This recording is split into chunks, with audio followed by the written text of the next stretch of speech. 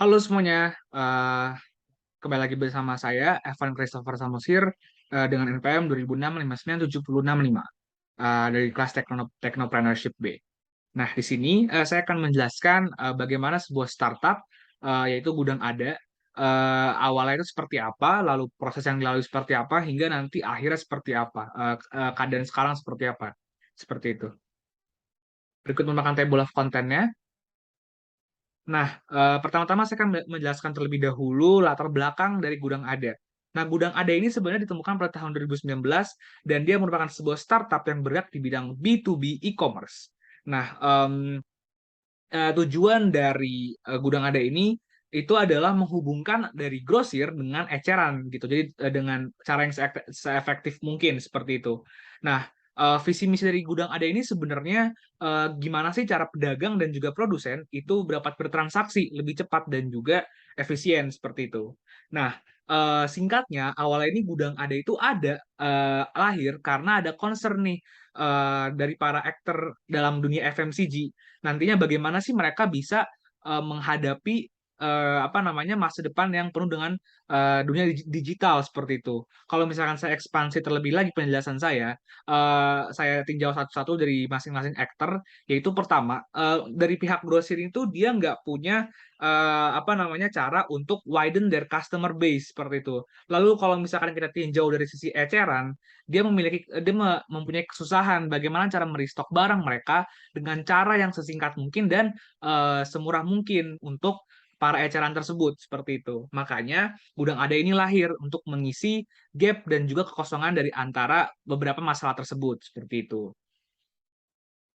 Berikut merupakan proses dan juga kesulitan yang dialami oleh Gudang Ada. Pertama itu Gudang Ada CEO dari Gudang Ada yaitu Steven Seng berbicara bahwa rintangan pertama yang dihadapi oleh mereka adalah bagaimana bisa mereka itu mengadopsi teknologi, bagaimana mereka bisa bringing digital platform to a non-tech savvy audience. Jadi kan target market dari Gudang Ada ini sebenarnya adalah para FMCG traders yaitu para grosir, eceran yang terbilang untuk berdagang itu agak sifatnya konvensional seperti itu. Lalu Steven Seng ini berbicara bahwa itu merupakan apa namanya kesulitan pertama yang dialami yaitu membawa suatu platform digital kepada aktor-aktor tersebut seperti itu.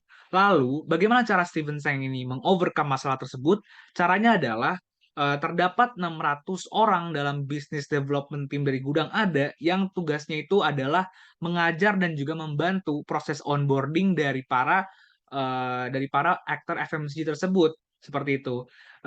Singkatnya adalah membantu mereka menggunakan aplikasi Gudang Ada seperti itu. Lalu kesulitan yang kedua yang dialami oleh para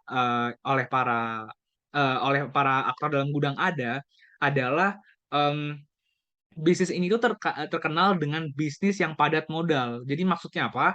Jadi pengeluaran tuh terbilang cukup banyak ya, apalagi terhitung untuk membiayai dari distribusi, yaitu logistik juga. Karena kan Gudang Ada ini akan mengirimkan barang dari produsen dan juga pedagang itu dari seluruh Indonesia ya. Jadi cukup lumayan besar cost-nya di bidang tersebut seperti itu.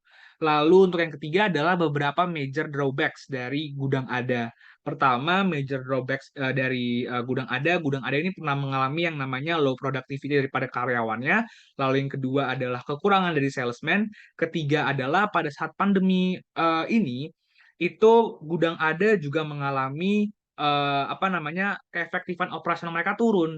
Namun di sisi lain, pandemi ini berperan sebagai pedang bermata dua seperti itu. Di lain sisi, dengan adanya pandemi COVID-19 tersebut, pelanggan dan juga para aktor dalam dunia FMCG itu berpindah gitu. Mereka switch dari dunia offline ke dunia online berdagangnya dan juga bertransaksi. Jadi ini merupakan suatu keuntungan juga ya bagi Gudang Ada gitu untuk dalam membangun startup tersebut seperti itu.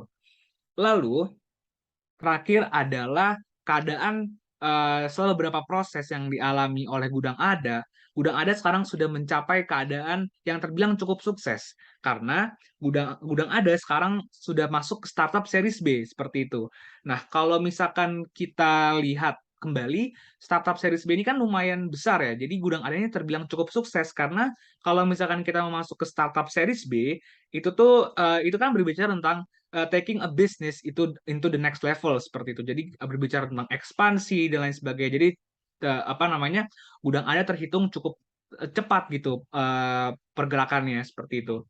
Lalu yang kedua adalah pendanaan dari Gudang Ada sebesar 135.900.000 juta dolar seperti itu. Nah, pendanaan seperti ini didapat dari 6 investor yang tercatat dalam Gudang Ada.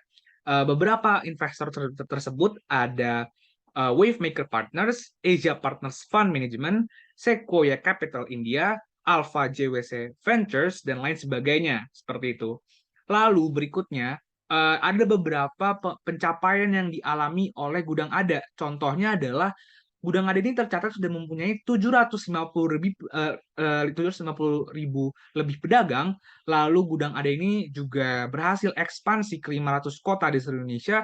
Dan yang terakhir yang lumayan cukup wow ya. Terdapat 300 ribu pedagang dan juga produsen yang bertransaksi secara aktif per bulannya. Nah, kalau dilihat dan ditinjau angkanya ini merupakan apa namanya kemajuan yang besar ya bagi startup Gudang Ada seperti itu. Oke, mungkin untuk video kali ini saya akan menjelaskan seperti itu untuk startup Gudang Ada mulai dari awalnya seperti apa, lalu proses serta kesulitan yang dialami dan juga keadaan sukses dari startup Gudang Ada sekarang seperti itu. Oke, sekian dari saya. Terima kasih semuanya.